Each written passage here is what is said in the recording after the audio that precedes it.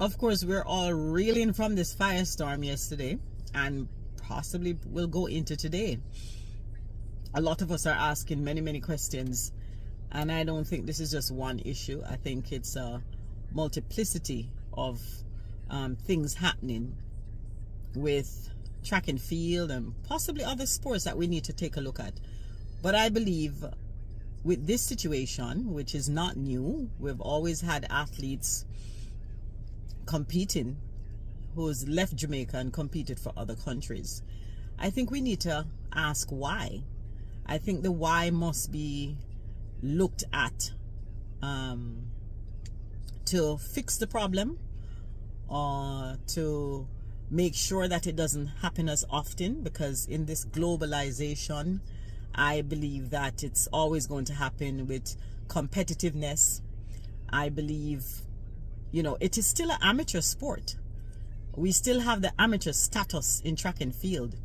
And so I'm not sure why we're surprised. And when it comes to field events, it has always been the case where field events, athletes have been paid less. And so persons are going to grab opportunities. It's just that simple. But I believe, looking at our issue, we need to look at a few things in Jamaica.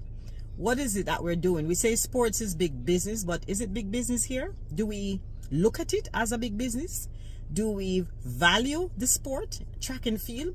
Or do we feel that, well, Jamaica is a sporting factory. We churn out athletes ever so often, so we'll always have athletes because we are Likobo Talawa and we will always have good athletes. Is that the mindset of the people who are running the sport? Should we look at who are the people running our sport, and is it that they have the interests of heart for the athletes? And so we need to look at some of those things. Are we placing people who understand? Are we placing good managers? Are we looking at the welfare of our athletes in a sustainable way? What are some of the things that we could do to make a huge change, especially for our field eventers? Our athletes have been crying out for many years. I remember James, our jumper, back when I was competing in the 1990s. It was just him, and then others came. And so we have to really take stock. We need to take a look at how we run sport in Jamaica, how we see our athletes in Jamaica, how do we value them. And I think that, can mitigate against some of these things that we see happening. Sometimes it's not always about the cash, but it's how you care for our athletes. And so we need to take a holistic look at what it is that we're doing. How are we developing the sport? How are we treating the athletes as far as welfare is concerned? And I think those are some of the things. Let me also say the sponsorship. Jamaica believes in jumping on the wagon when the wagon is already in train. And that is a problem I've always had.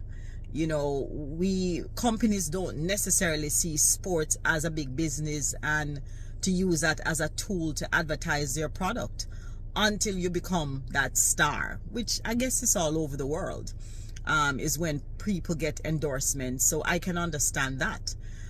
But I think we really need to take stock. We need to take a look at, do we really see sports as a big business in Jamaica? Do we really see track and field as that sport, as the sport? And it is the sport.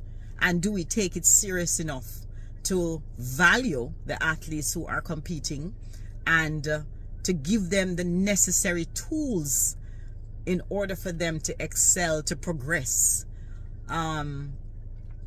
We need to take a look at those things. And we can't be upset with athletes who decide to make a decision, whether it's a financial decision or whatever the decision is. we have to look at our own situation. They have to take stock and look at their own situation and what it is, you know, how they feel. Track and field is, you know, some people will last 10 years, some people last 3 years, some people last 5 years. And you have to look at that. How old am I? Where am I going? What am I trying to do in the sport?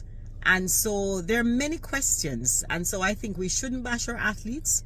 We should really look at our program in Jamaica and ask ourselves, do we place the best people in the position to really run the sport and to make it what it should be? What it should be. We've been asking that question for many, many years. And I recall when I, you know, came out and spoke about athletes not getting the assistance, athletes not getting the health care that's needed when they're injured. And at the time, Minister Grange came up with, I mentioned about athletes insurance, and Minister Grange has started looking at insurance for athletes. I was a part of the committee and I was very excited about that. Just something small like insurance that you can think of, something like that, to make sure that the athletes are protected once they suffer an injury. And then of course the new administration came in and finished that, and now we have insurance for athletes. I think Minister Grange has also added a few things to that.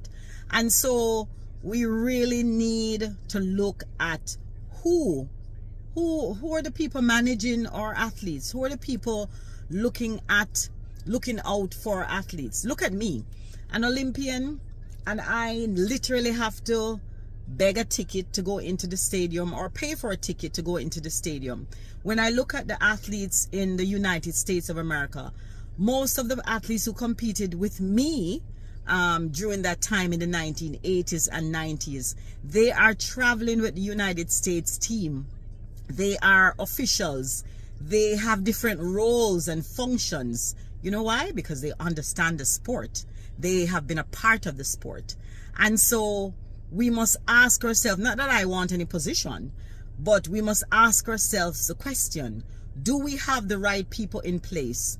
Who are the people running our sport in bodies? Who are the people looking after our people? Who are the people looking after our athletes? I think we need to ask those important questions this morning.